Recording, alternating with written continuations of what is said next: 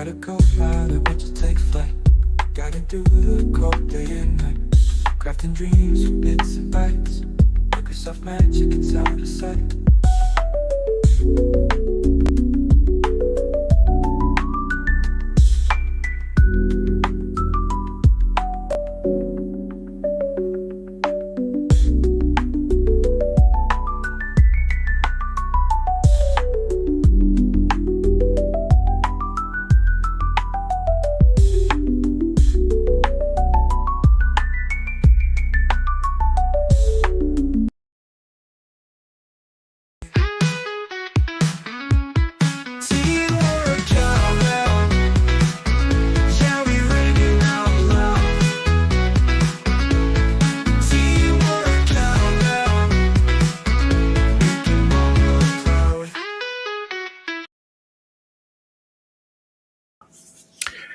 Hello, everybody out there. And of course, Happy New Year.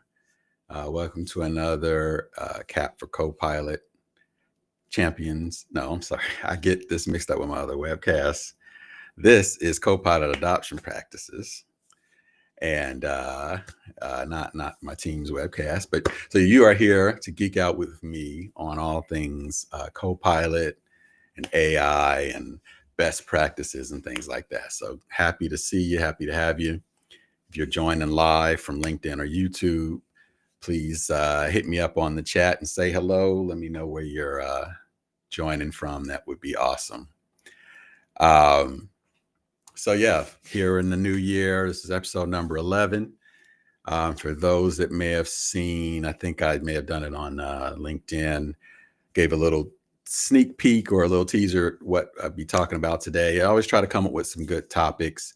I will say again, if you've come here with a question or anything that you want to talk about, again, use the chat. I'm happy to pivot and discuss that. But some of you may have seen, if you follow my blog, teamworkcowbell.blog, or my LinkedIn feed, you may have seen a new article I just put out. It's got some interesting topics in it. I thought we'd discuss that. So Stacy usually joins us. She's not, she's had a conflict today. And then as you know, if you've been watching this feed, we also have special guests from time to time. Expect more of that in the coming sessions as well. So with that being said, let me make sure I got my screen share going here. There we go. The article that I just posted to the blog, for those of you who are Eddie Murphy fans, I posted an article called Everything I Know About AI Tools I Learned from the Movie Coming to America. It is one of my favorite movies, but little did I know that it was a training movie for Copilot. Of course, I'm just being funny here, but I did call out a few things in the movie that I think are related to or can be related to using AI tools. And I thought we talk through few of them. So again, teamworkcowbell.blog or .com is where you can go to get to the website. And then you can find this article here as well. So the first one that I thought was interesting, and if you haven't seen the movie, I mean, it's pretty old, so I don't know if I'll try to not have any spoilers. But if you haven't seen the movie, I guess go find it. I'm sure it's out there somewhere, but I suspect you probably have seen it. So in the beginning of the movie, there is a part where Eddie Murphy, otherwise known as Akeem, is talking to his bride to be, and it's a pretty funny exchange where she's letting him know she's willing to do whatever he requests, and so he starts making some requests. And I thought about how that was similar to how we prompt, our AI tools with requests. And so in this case, he asked her to bark like a dog, thinking no way she'll meet that request, and she does that just fine. And then he makes a follow-up request that says a big dog, and she makes it sound more like a bigger dog. And so I thought that was funny because it's similar to what we do in our prompting, where we ask it one thing, but then we want to refine that request a little bit more. And so, in fact, if I pop up Copilot here on the side as an example, and let me make this a little bigger here. Oh, we can make that bigger. Let's actually pop this all the way out, and that way we can make this really big. Something like so. I'm not gonna say bark like a dog, although I guess that let me try that, because I think that would work actually.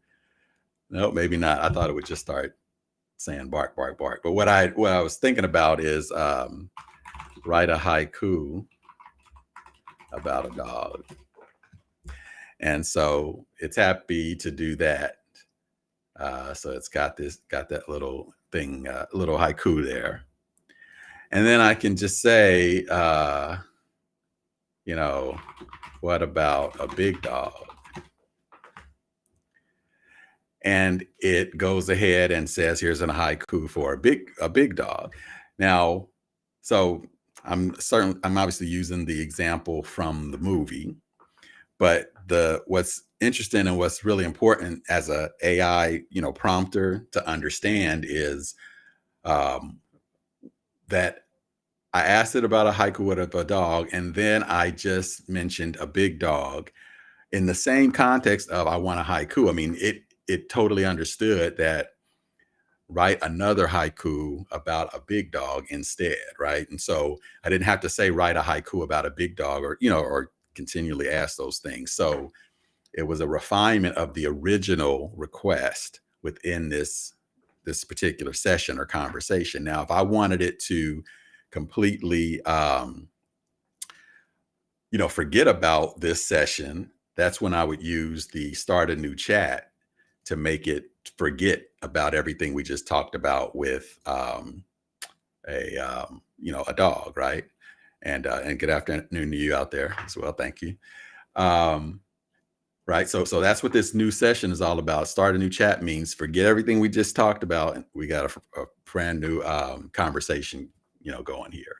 But in this case, we did want that. So, one more time, right? A haiku about a dog. I'm just getting this back up there again. What about a big dog? Big dog, right? And then as I was trying this out, I even took it to another level. My dog has one leg. That's a little sad, but when I tried this before, actually, it did a third haiku that kind of relished the idea of this dog's resilience with the one leg. So certainly I could have just said, do a haiku with a dog with one leg. It would have got all of that too. But again, the whole concept here is just about refinement and about the leveraging this session. And so that's just as a best practice. That's just the part I'm really trying to make sure, if you want to be better with the AI prompts, it's just to remember this fact, because it's going to save you a lot of time, right? It's going to keep you from retyping things that you don't need to retype. It's going to help you when you're trying to reference things that you and the AI have talked about before. You don't have to remind it about things. This is particularly useful if you are working with responses that come in a table format or a numbered format or even a bulleted format, to be able to say on that third bullet, do X, right? Understanding that the AI knows what the third bullet is. You don't have to, spell it out for it. So iterative sessions, it understands that. And, you as the prompter, take advantage of that fact. So we like that. So as we mentioned here, Akeem was very good at giving the context, because he actually in the movie starts out by saying, you know, anything you say, you know, anything I say, you'll do. I mean, the context of this conversation was, I'm trying to get from you this proof that you'll do anything. So that's the context, the goal, right? And the expectation, right? So Akeem, we didn't know it back in the, I think, was it the 90s, but we didn't know it, but Akeem was like the first master AI prompter. So yeah, so multi-turn conversation sessions, is important.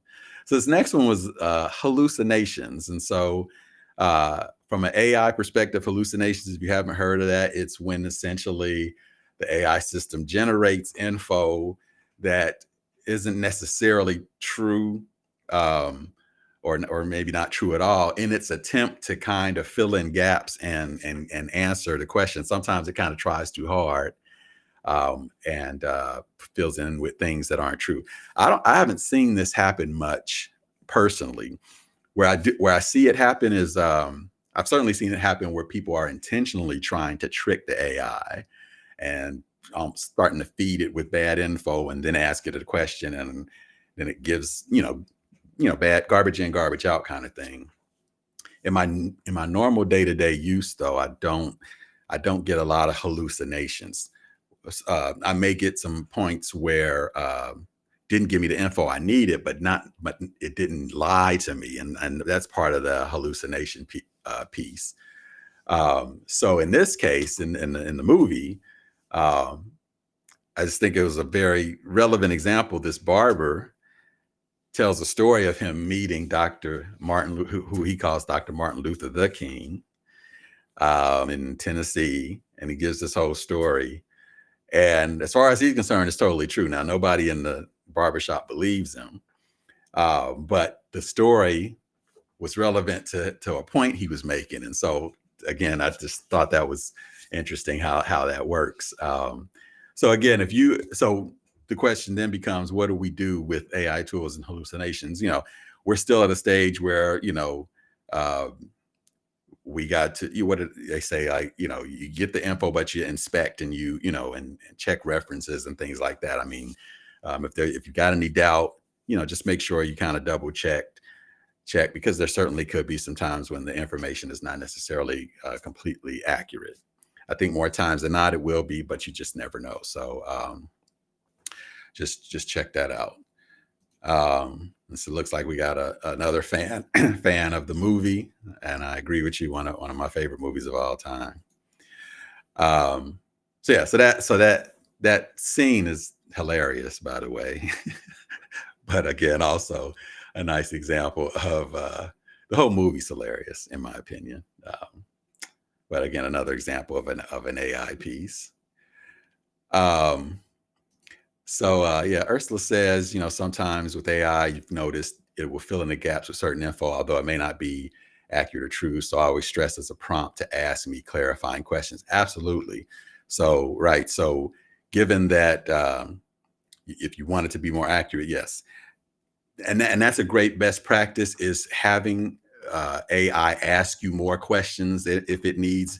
There are some great prompts that actually start with that. Hey, AI, hey, Copilot, I want to do X. Ask me. I've done this. In fact, I just at teamworkcowbell.blog/Kwanzaa prompts. During Kwanzaa, I did a prompt for every principle, every principle of the 7 days of Kwanzaa, and one of them did start exactly like that. I want to do X. I can't remember exactly how I did it, but I want to do X. Ask me 3 things that you need to put a plan together for me to do X, and then proceed to let AI ask you the questions. You answer them, and then it gives you the response. And again, that's a great best practice. It's a little more advanced than your typical prompt, right? Where you're first getting AI to get info from you, then it gives you the final response. So that's a great example of that. Brandy says she uses the Copilot to plan a driving trip, which I have done that as well. I asked it to break it up into 250-mile chunks. Had me driving over 437 miles for the first stage. I had to inspect everything. I agree. I will say one of the sessions in this series is about me planning a business trip with Copilot, and now I don't think I can do my business trip itineraries without AI now, because I'm addicted to it. It was very useful. Brandy, I was kind of doing what you were doing there. It didn't give me that, it didn't kind of mess up my mileage the way it seemed like it did for you, but it was very good at just putting these things together in a table, kind of grabbing info from different sources, all the things that it would have took me 3 times longer if I was doing it without AI. So I like the idea of using AI for the business trips. And Mike says Copilot keeps the human element in it, because the results definitely need to be reviewed and corrected. Yep, prompt Copilot for the references to where they got the information. Yes, ask it where'd you get that from. I've even used phrases like, hey, confirm, words like confirm or validate. I found, jokingly, Copilot seems to take those words seriously. When I tell it to confirm or to validate or to prove, it seems like it does a little extra work to, give me the right references or the right info. So that might be something to try as well. Use wording. It almost sounds like you've got Copilot in a congressional hearing, right? Whatever you're going to tell me, Copilot, I need you to make sure, this is for the record, right? So, so that's a good example as well. So this third one was content generation. So in the movie, Akeem is trying all through the movie to convince people that he's not a ridiculously rich prince, that he's a poor man and all of this kind of thing. And so he tells the story about being in the goat herding business. And so this just made me think about content generation, that AI can come up with stories. In fact, I was thinking about that, if I start up a new session here, create a short story about a goat herder from Zamunda. That is where Akeem is from, if you didn't know. And it instantly, right, you've got a story that's actually longer than I was even expecting. I have used this to come up with bedtime stories for my daughter, where I specifically call out, I want a story about a girl and a dragon, all those kind of things. And so as you can imagine, I can get a brand new story, custom tailored to whatever I want, the things she likes to hear about. I can get a brand new story every night, using this approach, right? So Akeem could have done this as well. He was on a date with, his love of his life there. She asked what he did. He said goat herder. Now, if she had asked a follow-up question like, well, what does a goat herder do? Given in this story, right, I could say, add some detail about the day in the life of a goat herder, goat herder. And, it's going to brings some more of that. And I think what it has done, I think this is giving me some additional stuff. I could have made sure that it put it within what it had already generated. But it has given some details. And in my mind, I was just thinking, if Akeem had a smartphone back in the 90s and she asked him that question, he could have pulled that out and asked Copilot, for some more details so that he could tell her and make the story even more believable. So, but he didn't back then. So he had to come up with it on his own. We are not so uncivilized. We have AI in our pockets to come up with this on the fly. So in case you ever need to convince anybody you're a goat herder, you know that you have this tool to help you do that. All right. And then the last one was, so right before that date, Akeem is walking past a couple homeless men who are asleep on the ground, and gives them a bag of money that he got from previous scene. It's a hilarious scene for those of us who are Eddie Murphy fans. because we then know that those, excuse me, those two guys are from a previous movie, Trading Places. And so it's a great cameo, but it also brings up a point. One sec.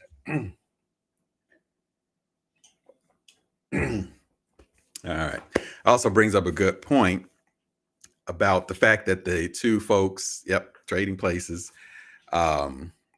those two men were former financial gurus. They were just super rich from the market. Without going into the whole storyline of Trading Places, they lost it all. But I always love the fact that all they needed, I don't know how much money he gave them, a few $100s, maybe a few thousand. That seemed like a few thousand. That was all they needed. We got the impression that's all they needed to get their fortune back. Meaning, give me just a little bit of money and I'll use my savvy in the market to turn that little bit into a lot. And I think it's similar with AI, and that at least for me, hey, AI, get me started with a little bit of what I'm trying to write or do, and then I'll use my creativity and expertise to do the rest. But I just need to get started. And so that's why I always say, these AI tools are the end of that writer's block, right? Where I'm staring at this blank page, wondering how to get going. AI can help us do that. And so if in any case where you are thinking about how do I get started, I would say always try, if you can, if it's relevant, always try AI to just give you anything really, right? Because even if it's way off, and that has happened to me, it gives me enough of an idea to know where to take it from there. Or maybe I use some additional prompts to ask it some additional questions. So I would just say, whenever you can, get AI to get you started. And again, it also kind of just points to that fact that we are still, it is a co-pilot. We are still in control. The value of the thing we generate is still ultimately in our hands.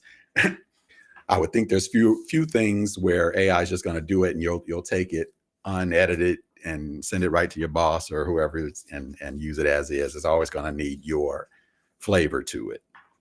But I just love that it helps us get started. Okay. So those were the four excuse me, 4 things that I came up with from that movie. In fact, there is a series of other things that I've learned from movies: career planning from The Matrix, self-promotion from Princess Bride, consulting from Ghostbusters. So if you want more of that, I've got plenty there for you. So absolutely take a look at that. Hey, Chris, how you doing? Yeah, absolutely. Using Copilot for your granddaughters, for stories. I've even actually put Copilot down on the table in between me and my daughter, and talked to it together, right, for some question or for some schoolwork or something, and let the voice aspects of Copilot, talk to us. So all of that is cool from a content generation perspective. So again, that article is just a way to kind of talk about a few aspects of it. Many of those things we've talked about in previous sessions here. All of these sessions, as you can see right here, can be found at aka.ms /cap4copilot. So, I hope that was cool. If you are a Coming to America fan, I don't know why you wouldn't be.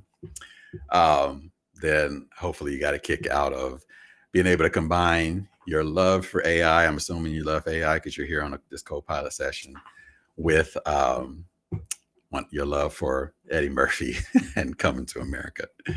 So I don't know. Maybe there's probably other aspects to AI that I could pull from that movie if I really thought about it. And if you got any ideas, hit me up or put them in the chat. That'd be cool to hear as well. So cool. Again, I'm glad we're here in 2025. You're still joining us here on this series. As always, we'll continue to do these on Thursdays, half hour. come to learn how to use these tools, best practices, things like that. And again, we'll have special guests coming in the future as well. Anything you want to see or hear about, let me know. And certainly always put your questions in the chat. I'm always willing to pivot on things and demo things in my demo environment and things like that. So good stuff there. I'll give a last call here for any chat comments. But otherwise, I'm glad you could join me. Glad we could geek out on our love for cinema as well as AI and bring those two together. All right. So good stuff. Again, Happy New Year. Or if we're in a Eddie Murphy theme, I should say Merry New Year. And that is beef jerky time. You'll have to go web search that one. Or if put it in the chat. I'm just straight up geeking out on Eddie Murphy right now. But yeah, I'll say Merry New Year and beef jerky time. But Happy New Year to those who don't get that reference. But beyond that, glad you could join us this week, and we'll see you next week for more Copilot adoption practices. All right, take care.